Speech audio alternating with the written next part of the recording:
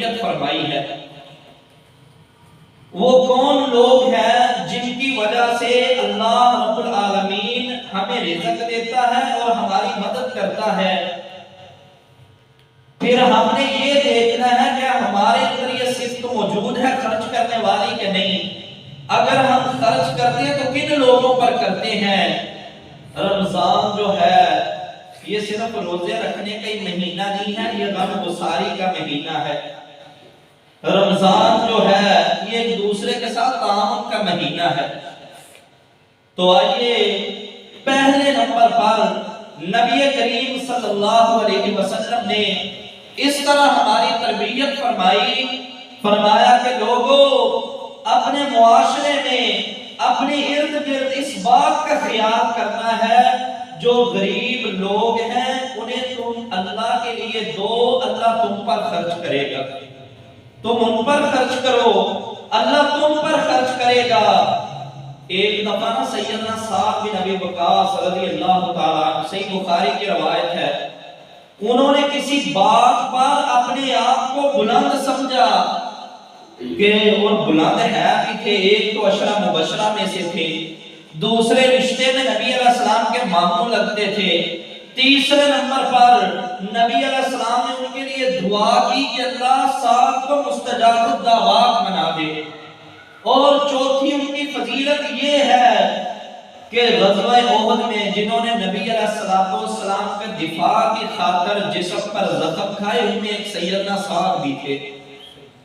تو آپ نے نا کسی کے مقابلے میں اپنے آپ کو بلند جانا۔ نبی علیہ السلام نے فرمایا ہے سعد رک جاؤ، حل تنصرون وترزقون الا بضعفائکم، تم ٹھہر جاؤ، تمہاری مدد بھی اور تمہیں رزق بھی ان کمزور لوگوں کی وجہ سے دیا جاتا ہے۔ ہم دیکھیں اللہ نے اگر ہمیں رزق دیا ہے نا تو اس میں اللہ کی قسم ہمارا امتحان ہے۔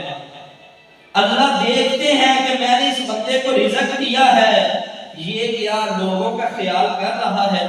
کمزوروں کا، ضعیفوں کا، لاچاروں کا، بیواؤں کا، یتیموں کا یہ خیال رکھتا ہے یا نہیں؟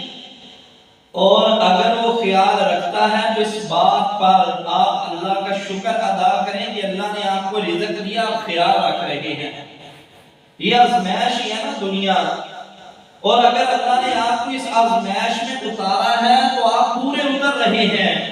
لیکن اگر رزق ہونے کے باوجود بھی آپ خیال نہیں نہ کرتے تو پھر سمجھ لیں کہ اللہ رب العالمین کے رزق کی ناشکری ہو رہی ہے۔ حل تنصرون وترزقون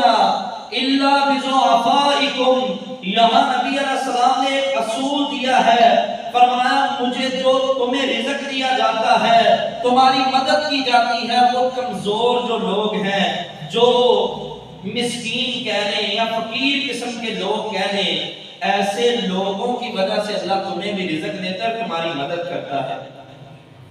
اور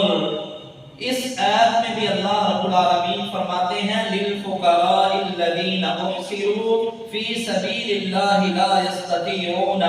ضربا فی الارض، بعض لوگ ایسے فقیر قسم کے ہیں جو زمین میں چل پھر نہیں سکتے، اللہ کے راستے میں لگے ہوئے ہیں اور لوگوں سے چمٹ کر بھی سوال نہیں کرتے، ایسے وہ لوگ ہیں اللہ فرماتے ہیں کہ لوگوں ان کی مدد کرو، اللہ تمہیں خیر سے بھر دے گا۔ اچھا ایک تو کمزور لوگ ہو گئے جو معاشرے کے اندر ضعیف لوگ، لیکن ہاں یہ بھی خیال کریں وہ لوگ دیندار ہونے چاہیے،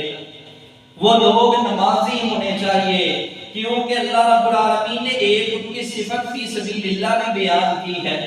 اسی طرح دوسری جگہ پر اللہ نے ان لوگوں کے بارے میں فرمایا کہ وہ صبح اور شام اللہ کا ذکر کرنے والے ہوتے ہیں۔ تو پیارے بھائیوں،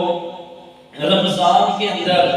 جہاں ہم نے اپنی سحری و افطاریوں کا انتظام کرنا ہے تو ایسے لوگوں کے ساتھ بھی تھوڑے سے تھوڑا تعاون کریں تاکہ اللہ رب العالمین اس بات پر خوش ہو جائے۔ اور اگر آپ تعاون کرتے ہیں، آپ کے دیے ہوئے تعاون سے انہوں نے روزہ رکھا یا روزہ افطار کیا، جتنا ایک روزے کا اجر ہے اللہ اتنا آپ کو بھی اجر عطا فرما دیں گے۔ دوسرے نمبر پر نبی علیہ السلام نے ان لوگوں کے بارے میں ہمیں خیال رکھنے کا کہا ہے جو دین کے طالب علم ہیں یا دین سیکھ رہے ہیں یا سکھا رہے ہیں۔ اس کے حوالے سے آقا علیہ السلام کے بعد صحیح بخاری کی روایت ہے، ایک آدمی آیا، آ کر کہنے لگا اللہ کے رسول میرا جو بھائی ہے نا یہ علم حاصل کرتا ہے، کام کاج ہی نہیں کرتا، کچھ بھی علم حاصل کرتا ہے کام نہیں کرتا، میں اکیلا جاتا ہوں کما کے لاتا ہوں اور مجھے اس پر بھی خرچ کرنا پڑتا ہے۔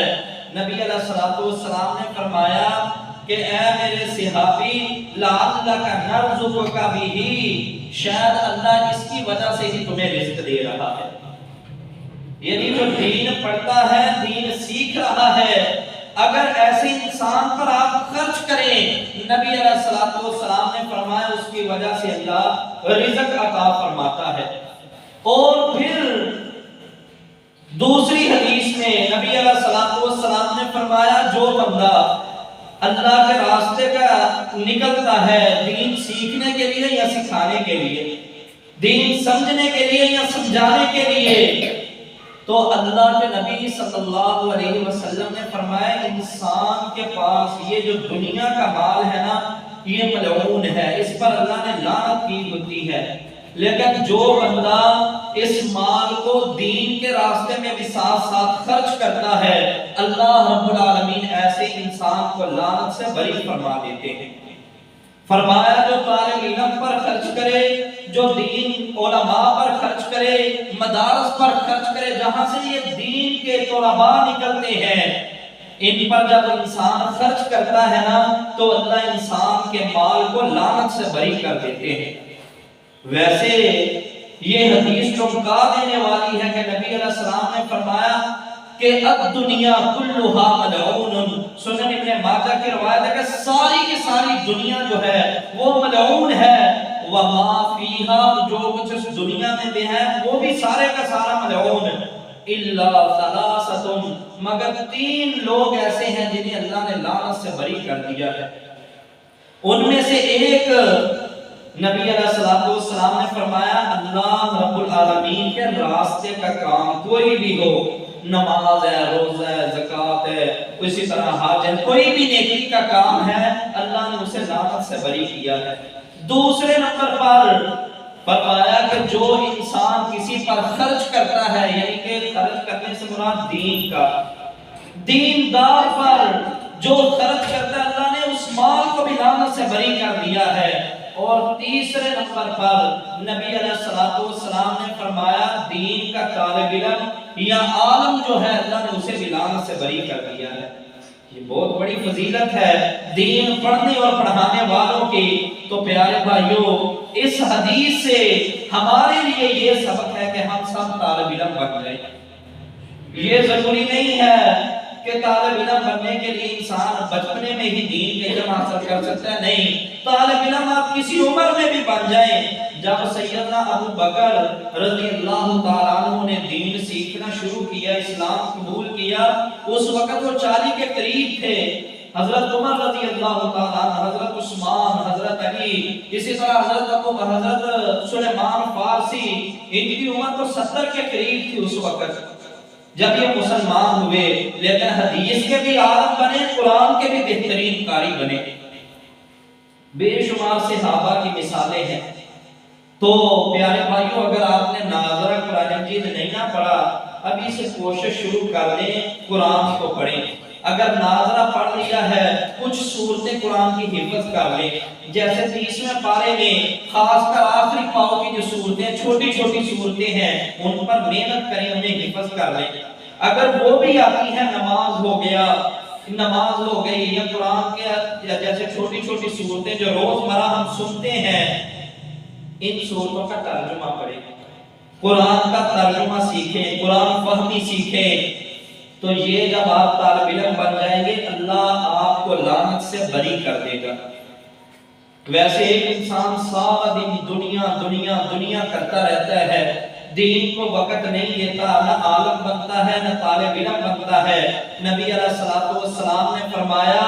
ایسا جو بندہ ہے سارا دن دنیا کرنے والا، وہ درہم و دینار کا بندہ تو ہو سکتا ہے، وہ اللہ کا بندہ نہیں بن سکتا۔ دیکھو کتنی بڑی درہم و دینار کا بندہ، اور ایسے بندے کو قیامت والے دن رسوائی اٹھانا پڑے گی۔ تو پیارے بھائیوں، نبی علیہ الصلوۃ والسلام نے پہلے نمبر پر تو توجہ دلائی ضعیف جو لوگ ہیں، کمزور لوگ ہیں، معاشرے میں ان کے ساتھ تعاون کریں۔ دوسرے نمبر پر جو دین کے راستے پر چلنے والے لوگ ہیں ان کی معاونت کریں، اداروں کی معاونت کریں۔ ایک جو آپ اگر کسی کو حفظ کروا دیں اس کا خرچہ اٹھاتے ہیں، یا کسی کو عالم بنا دیں اس کا خرچہ اٹھاتے ہیں، وہ جب تک آگے قرآن پڑھتا پڑھاتا رہے گا، آگے دین سکھاتا رہے گا، اللہ رب العالمین آپ کے درجات بلند کرتے رہیں گے۔ اسی طرح تیسرے نمبر پر نبی علیہ الصلوۃ والسلام نے معاشرے کے، سوسائٹی کے دو کمزور ترین لوگوں کی طرف خاص کر اشارہ کیا ہے، ایک یتیم ہے اور ایک بیوہ عورت ہے۔ یہ معاشرے میں کمزور ترین طبقہ ہے نا، ایک یتیم جو ہے وہ بھی کمزور ہے، ایک جو بیوہ عورت ہے وہ بھی کمزور ہے۔ نبی علیہ الصلوۃ والسلام نے فرمایا لوگوں جو کسی یتیم کی کفالت کرتا ہے، انا وکافل الیتیم فی الجنہ، نبی علیہ السلام نے فرمایا میں اور یتیم کی کفالت کرنے والا جنت میں اس طرح ہوں گے جیسے یہ دو انگلیاں ہیں۔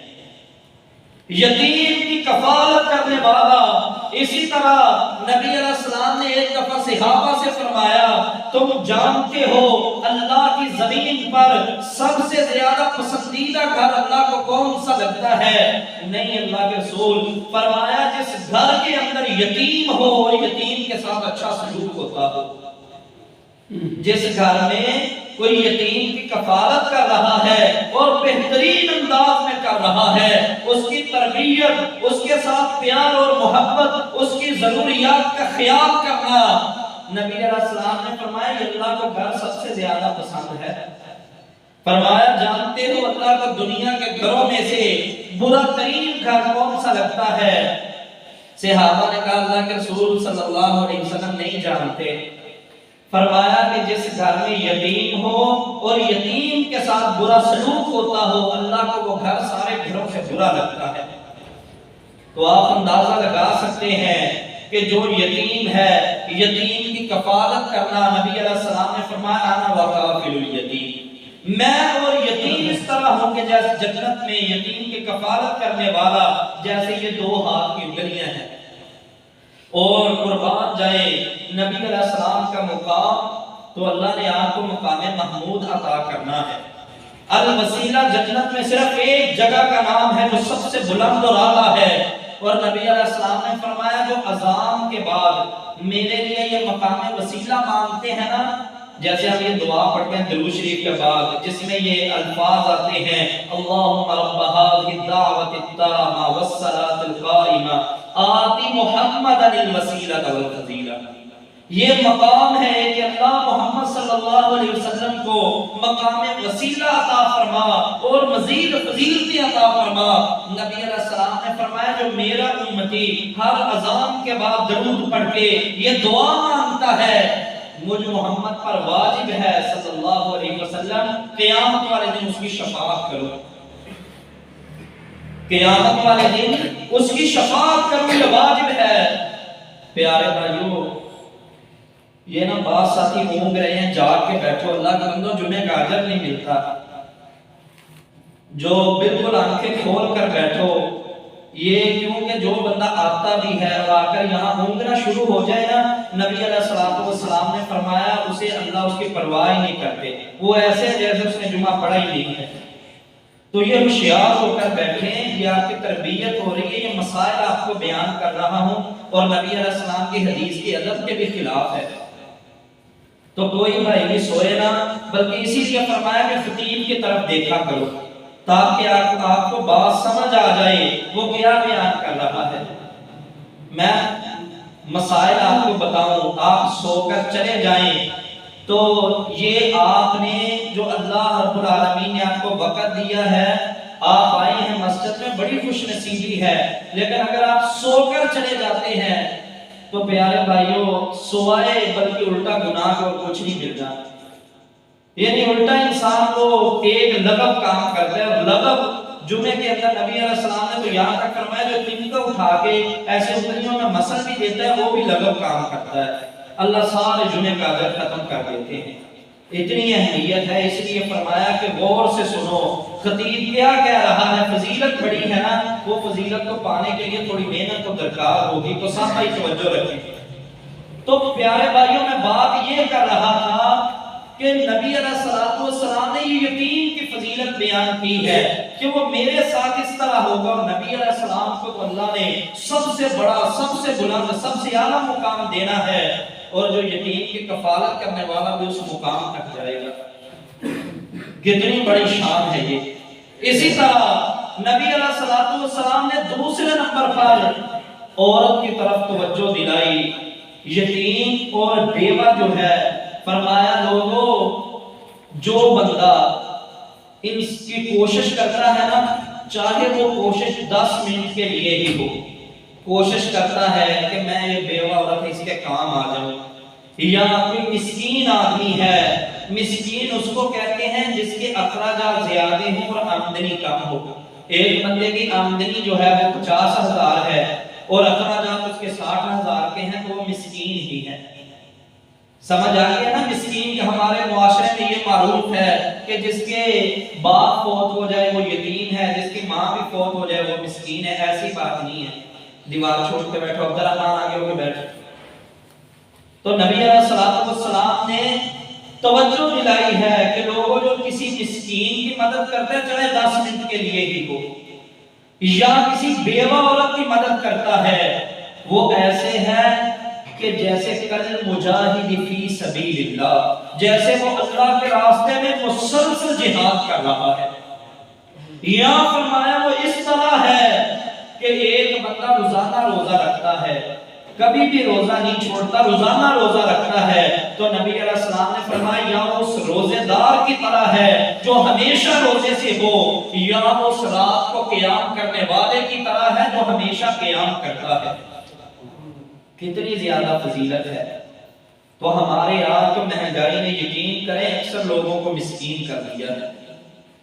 اگر آپ کو اللہ دیتا ہے، آپ خوشحال ہیں، آپ کی اچھی خاصی زندگی چل رہی ہے، تو پھر دوسروں کا بھی ساتھ خیال کرنا ہے۔ آپ دیکھیں کہ میرے دائیں بائیں کوئی ایسی عورت تو نہیں ہے جو بیوہ ہے، اس کا کوئی سرپرست نہیں ہے، تو ایسی عورت کی مدد کریں۔ کوئی مسکین ہے، اگر آپ کے دائیں بائیں جماعت میں اور ہے بھی نمازی، ہے بھی روزے رکھنے والا، تو پیارے بھائیو ایسے مسکین کے ساتھ تعاون کرنا یہ اللہ رب العالمین کے ہاں اتنا بڑا اجر ہے، جیسے اللہ کے راستے میں بندہ مسلسل جہاد کر رہا ہے، یا ایسے روزے دار کی طرح جو مسلسل روزے رکھ رہا ہے، یا ایسے قیام کرنے والے کی طرح جو روزانہ قیام کرتا ہے۔ اسی طرح نبی علیہ السلام نے مزید ہماری توجہ دلائی، فرمایا سوسائٹی کے اندر، معاشرے کے اندر بعض عورتوں کو بڑا حقیر جانتے ہیں، یا غلاموں پر اس وقت بڑا ظلم ہوتا تھا، تو نبی علیہ السلام نے فرمایا لوگوں غلاموں کے حقوق کا خیال کرنا، غلام کے حقوق کا خیال کرنا۔ اسی طرح نبی علیہ السلام نے فرمایا عورتوں کے حقوق کا خیال کرنا۔ اس طرح سمجھ لیں کہ آج میرے پاس کوئی مزدور لگا ہے نا، تو میں اس مزدور کا خیال کروں، اس کی مزدوری دینے کے حوالے سے اسے تنگ نہ کروں، اور نہ ہی اگر اس سے کوئی کمی کوتاہی ہو جائے تو یہ نہیں ہے کہ وہ مزدور ہے اسے گالیاں دینا شروع کر دوں، نہیں بلکہ درگزر کروں۔ نبی علیہ السلام کے ایک صحابی ہیں سیدنا عبداللہ بن مسعود، فرماتے ہیں ایک دفعہ میرے غلام سے غلطی ہو گئی، اس نے غالباً کوئی بکری گما دی تھی یا کوئی اس طرح کی بڑی غلطی ہوئی، اسے مارنے لگے نا، ہاتھ اٹھایا، فرماتے ہیں پیچھے سے آواز آئی کہ جتنی تو اس غلام پر طاقت رکھتا ہے نا، اس سے کئی گنا زیادہ ایک آسمانوں پر ذات ہے جو تم پر طاقت رکھتی ہے۔ تو فرماتے ہیں میرا اٹھا ہوا ہاتھ رک گیا، میں نے پلٹ کر دیکھا تو رسول اللہ صلی اللہ علیہ وسلم تھے۔ نبی علیہ السلام نے آواز دی تھی، میں نے کہا اللہ کے رسول صلی اللہ علیہ وسلم اس نے میرا یہ نقصان کر دیا ہے، میں اسے مارنے لگا تھا، آپ کی آواز میں نے سنی ہے، اب اس کا خمیازہ کیسے ادا کروں؟ نبی علیہ السلام نے فرمایا اسے آزاد کر دو۔ اسے فوری طور پر آزاد کر دیا گیا۔ ایک اور صحابی آئے، آ کر کہنے لگے کہ اللہ کے رسول میں نے اپنی لونڈی کو تھپڑ مار دیا ہے، اب میرا دل بے چین ہے، میں اس کا خمیازہ کیسے ادا کروں؟ نبی علیہ السلام نے فرمایا لونڈی کو بلا، اس سے پوچھا کہ این اللہ، اللہ کہاں ہے؟ اس لونڈی نے کہا ہوا فی السماء، آسمانوں سے اوپر ہے۔ نبی علیہ السلام نے فرمایا میں کون ہوں؟ تو وہ لونڈی کہنے لگی انت رسول اللہ صلی اللہ علیہ وسلم، آپ اللہ کے رسول ہیں۔ فرمایا ہی مؤمنۃ، اے صحابی یہ تو مومنہ ہے، تو نے اسے تھپڑ مار دیا ہے، اللہ کے لیے فوراً اسے آزاد کر دیا جائے۔ صحابی نے فوراً اسے آزاد کر دیا۔ اگر ہمارے ہاں کوئی کام کرتا ہے، مزدور ہے، یہ کمزور طبقہ ہی ہے نا، مزدور وغیرہ کا کام کر رہا ہے، ان کے ساتھ اچھے طریقے سے پیش آئے۔ بلکہ صحیح بخاری کے اندر ایک روایت ہے، ایک آدمی نبی علیہ السلام نے فرمایا جب وہ فوت ہو گیا نا تو اللہ رب العالمین نے اس سے فرمایا کہ تجھے اپنی نیکی بھی یاد ہے؟ کہنے لگا اللہ کوئی نیکی یاد نہیں ہے۔ اللہ رب العالمین نے فرمایا کہ کوئی بھی یاد نہیں، یا رب اتنی کی یہ نیکی ہے اگر تو اسے قبول کر لے تو، کہ میں لوگوں کو قرض دیتا تھا جو ضرورت مند ہوتے، اور وہ وعدہ کرتے کہ میں فلاں تاریخ کو لٹا دوں گا،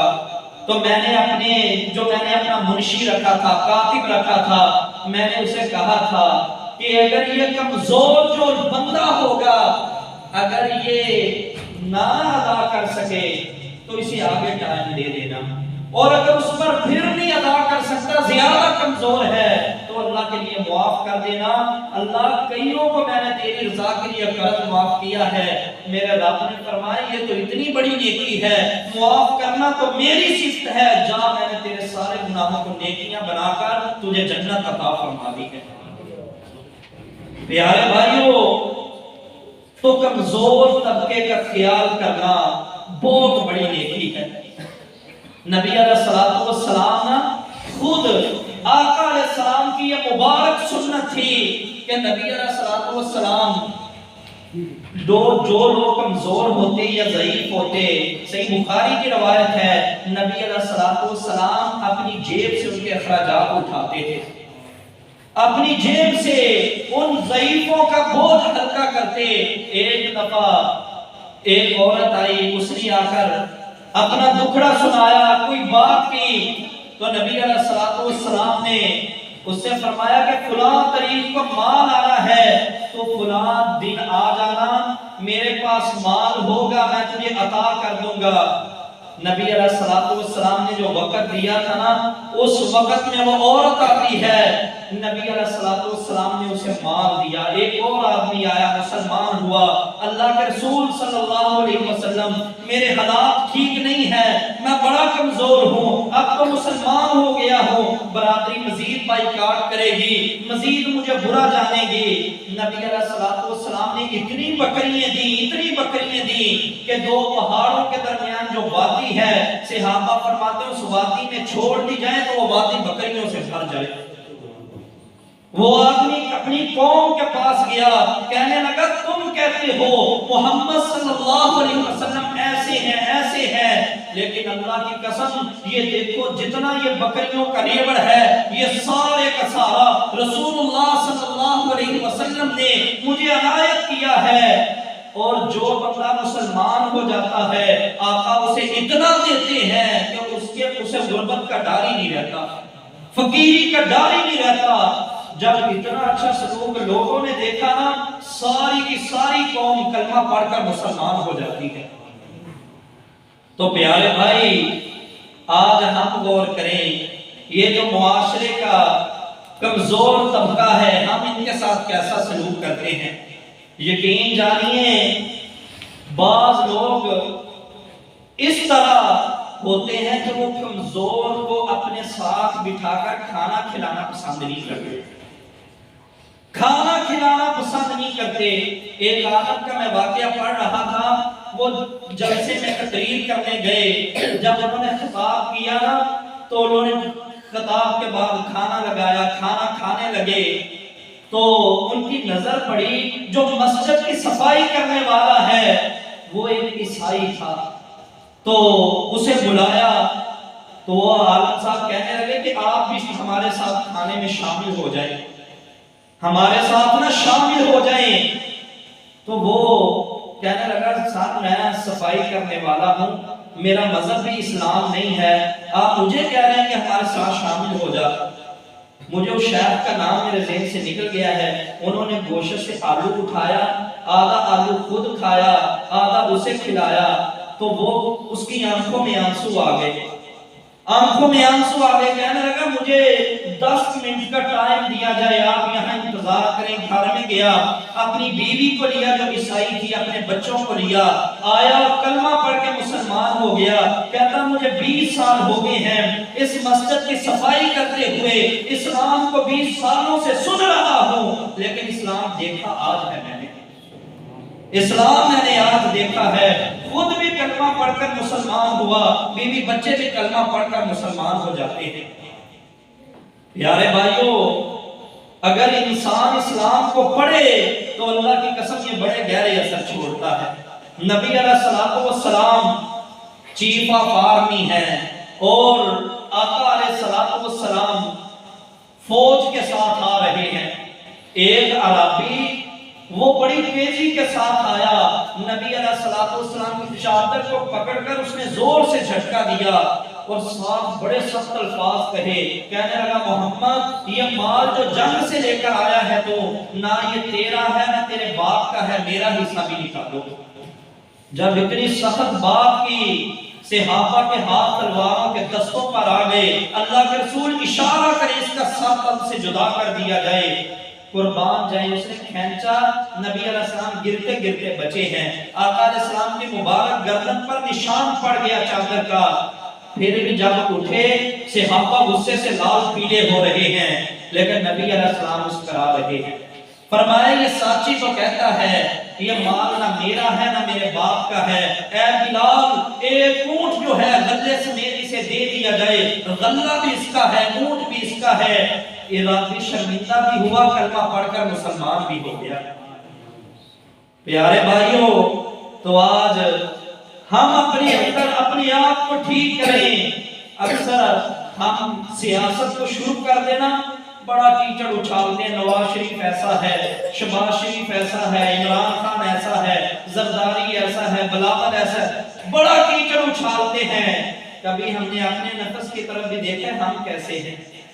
ہم کیسے ہیں؟ اگر اللہ کی قسم ہم ٹھیک ہو جائیں تو اللہ رب العالمین بہت جلد ہمارے اوپر حکمران بھی بڑے درست لے آئے گا۔ ہم یہ دعائیں تو کرتے ہیں، اللہ ہمیں حضرت عمر فاروق جیسا، ابو بکر جیسا، عثمان و علی جیسے حکمران عطا فرمائے۔ کبھی ہم نے ان کی رعایا جیسا بننے کی کوشش بھی کی ہے؟ ابو بکر کی رعایا عمر ہے، عثمان ہے، علی ہے، طلحہ، زبیر، سعد و سعید ہیں، ہم نے ان جیسا بننے کی کوشش کی ہے؟ اتنا خیال کمزور طبقے کا تھا سیدنا ابو بکر کو، حضرت عمر فرماتے ہیں ایک بڑھیا عورت مدینہ میں رہتی تھی، میرے دل میں خیال آیا عمر تو کبھی گیا ہی اس عورت کے پاس؟ کہنے لگے میں نے سوچا کہ میں آج جاؤں گا، میں مسجد سے فجر کی نماز پڑھی، دن چڑھا، میں گھر اس کے گیا نا تو کیا دیکھتا ہوں پانی بھر کر رکھ دیا گیا ہے اور دودھ دو کر اس عورت کے پاس رکھ دیا گیا ہے، بکریاں تھیں، بکریوں کا چارہ ڈال دیا گیا ہے، یا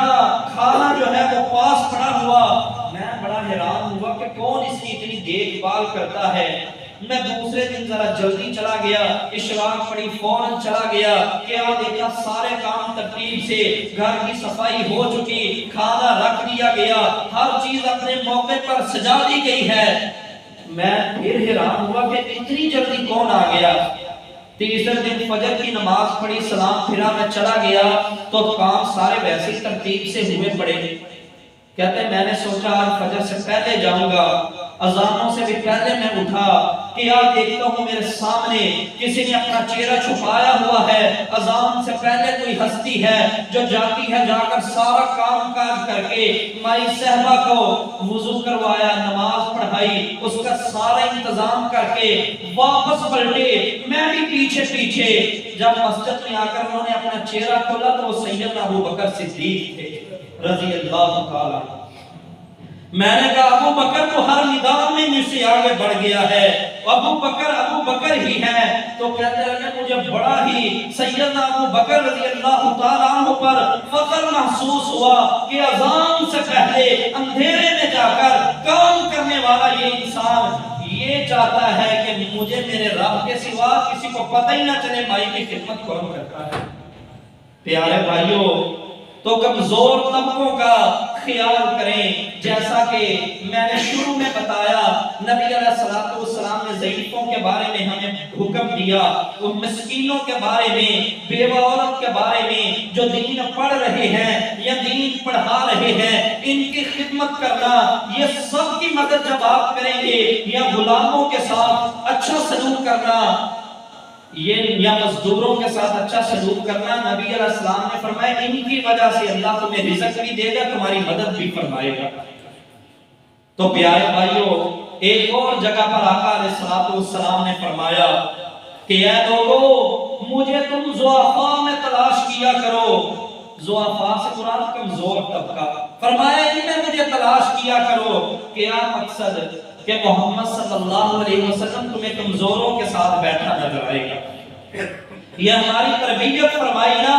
اور اسی طرح نبی علیہ السلام نے دعا کی، اللہم احیینی مسکینا وامتنی مسکینا فی زمرۃ المساکین، اے اللہ مجھے زندہ رکھ مسکین کر کے، ایک وقت کا کھانا دے تاکہ میں کھانا کھا کر تیرا شکر ادا کروں، اور دوسرے وقت اللہ مجھے بھوک دے تاکہ میں تیری طرف رجوع کروں، اور وَأَحْيِنِي مِسْكِينًا، اللہ مجھے زندہ رکھ مسکین کر کے، وَأَمِتْنِي مِسْكِينًا، مجھے موت ہے تو مسکینی کی حالت میں آئے، فِي زُمْرَةِ الْمَسَاكِينَ، اللہ قیامت والے دن میرا حشر بھی مسکینوں کے ساتھ کرنا۔ نبی علیہ السلام نے فرمایا مسکین لوگ اور مجاہد لوگ جنہوں نے اللہ کے راستے میں زخم کھائے ہوں گے، اللہ کے راستے میں جنہوں نے پہرے دیے ہوں گے، اللہ کے راستے میں جنہوں نے گھوڑے دوڑائے ہوں گے، کوشش کی ہوگی، یہ عام مسلمانوں سے 40 سال پہلے جنت میں چلے جائیں گے، اور 40 سال کے ان کا قیلولہ ہوگا۔ پیارے بھائی، آئیے نبی کریم صلی اللہ علیہ وسلم نے آج ہمارے معاشرے کے اندر کیوں نہیں بہتری آ رہی، اس کی ایک وجہ مجھے طبرانی کی وہ حدیث یاد آ رہی ہے کہ آقا علیہ السلام نے فرمایا وہ قوم کبھی پاک نہیں ہوتی جس کے اندر کمزور جو طبقہ ہے انہیں ستا کر کام کیے جائے۔ یقین جانیے جو کمزور امیر لوگ ہیں پیسہ لگا کر اپنے کام جلدی نکلوا لیتے ہیں، جو غریب طبقہ ہے بیچارے مریض لے کر، مریض کی حالت ابتر ہوتی ہے، انہیں ہاسپٹل کے اندر بیڈ نہیں مل رہا ہوتا، جب تک سفارشیں آ جائیں یا انہیں کچھ دے نہ دیا جائے، تھانے کچہری کے کام پڑ جائیں تو غریبوں کی ناک سے لکیریں نکلواتے ہیں۔ نبی علیہ السلام نے فرمایا وہ معاشرہ پاک نہیں ہو سکتا جس میں کمزور طبقے کے جو کام انہیں پریشان کر کے کیے جاتے ہیں، چھوٹے سے چھوٹا کام بھی جو غریب طبقے کا وہ پریشانی بیچارے کو اٹھا کر وہ ہوتا ہے۔ تو دوسرے نمبر پر نبی علیہ السلام نے ہماری جو خرچ کرنے کی جو ہمیں تربیت دی تھی، فرمایا کہ یا بلال انفق انفق، تو خرچ کیا کر، اللہ رب العالمین تجھ پر خرچ کرے گا۔ سیدنا بلال رضی اللہ تعالیٰ عنہ ہے غلام تھے، اللہ رب العالمین نے جب انہیں آزادی دی، سیدنا ابو بکر نے آزاد کروایا، آخر تک آپ رضی اللہ تعالیٰ عنہ غرباء میں ہی رہے، بڑی سادہ زندگی بسر کی آپ نے، لیکن اس کے باوجود بھی نبی علیہ السلام حضرت بلال کو یہ حکم دے رہے ہیں کہ بلال خرچ کر۔ اس کا مطلب ہے بندے کے پاس تھوڑا بھی ہونا تھوڑے میں سے تھوڑا بھی اللہ کے راستے میں خرچ کرے، اللہ ایسے انسان پر خرچ کرتا ہے۔ نبی علیہ السلام سے پوچھا کہ اللہ کا رسول بہترین صدقہ کون سا ہے؟ فرمایا جب تمہیں ضرورت ہو، ضرورت کے باوجود تو تھوڑے میں سے تھوڑا صدقہ کر دے، اللہ کو یہ اتنا پسند ہے کہ اللہ اس صدقے کو دیکھ کر مسکرانا شروع کر دیتے ہیں۔ جب اللہ آپ کو دیکھ کر مسکرائے تو پھر اللہ آپ کو کیسی عذاب دے گا؟ بلکہ ایک حدیث میں ذہن میں آ رہی ہے سید ترغیب و ترہیب کی کہ اللہ اگر کسی بندے پر مسکرا دیتے ہیں تو اللہ اس پر عذاب کو حرام قرار دے دیتے ہیں۔ پیارے بھائی، جب آپ کو ضرورت ہو، آپ کے گھر میں اہل و عیال موجود ہے، آپ نے ان پر بھی خرچ کرنا ہے، لیکن اس تھوڑا ہے، آپ نے محنت مزدوری کی، 1000 روپیہ 1200 1400 ہے، آپ اس تھوڑے میں سے تھوڑا بھی صدقہ کر دیتے ہیں نا، اللہ رب العالمین فرماتے ہیں جو میرے راستے میں خرچ کرتا ہے میں اس پر پھر خرچ کرتا ہوں۔